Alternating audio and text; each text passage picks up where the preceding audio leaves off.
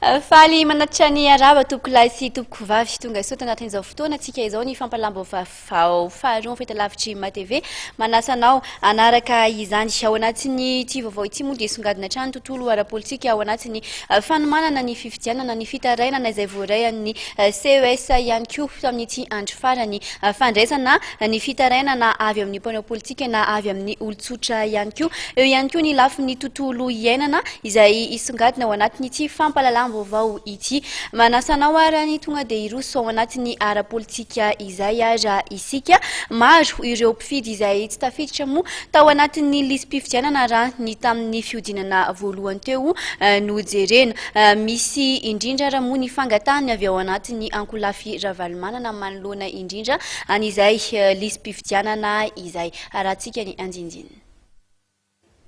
Manoloana ny fisian'ny mpifidy maro tsy tafiditra amin'ny lisam-pifidianana dia mangataka amin'ny senitra sy ny gouvernemanta ny ampidirana izay tsy tafiditra ao anatin'ny lisam-pifidianana ny Ankolafy Ravalomanana. Antoka ampangarahara amin'ny fifidianana izay ho toto-saina amin'ity taona ity sy amin'ny manaraka izany araka nambaran'Andriamatoa Mamy Rakotoarivelo.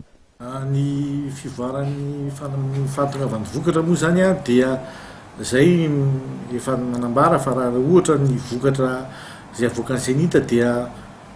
matoky izay ny senitra izay satria vola tsy tokony tsoforoana mihitsy no lany menan'ny senitra nanaovana ny fifidianana io dia matoky izay fa marina ary tsy misy okianina ny zavatra ataon'ny senitra raha ny resaka vokatra no resahana fa ny zavatra tenenay fotsiny dia hoe eo amin'le isan'ny olona tsy afaka mifidy be dia be zany dia tokony asiana fanambarana io mbola averiko indray mandeha faharoa koa adiniko teo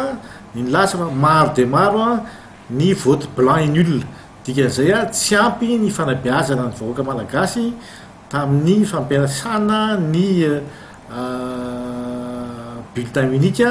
ka tokony ho hatsaraina mahatratra hatrany amin'ny 300 000 ano any angamba izay raha tsy diso nisan'ny vote blanc et nul maro loatra zany dika izany fa mbola tsy hain'ny olona mampiasa ny bulletin unique raha zany 300 000 zany mihoatra ny scoren'ny candidat maro be mihitsy zany 300 000 bulletin blanc et nul zany ka tokony apetraka aingana ny fampianarana sy ny fanabeazana ny vahoaka na ny senitra zany na amin'ny alalan'ny société civile mba ho fifidianana mangarahara madio ary misokatra ho andrera tokoa ny fifidianana sy ohatrehina eto Madagasikara. Ankoatra ny fampidirana ny tsy tafiditra ao anatin'ny lisam-pifidianana dia iverin'ny Ankolafy Ravalomanana fa noho ny fahitana ny fisian'ny vatomaty sy vatofotsy izay maro nandritra ny fifidianana filoham-pirenena fiodiana voaloha fa tokony ho toto-saina dieny izao ny fanentanana indray ny olona amin'ny fampiasana ny bulletin tokana.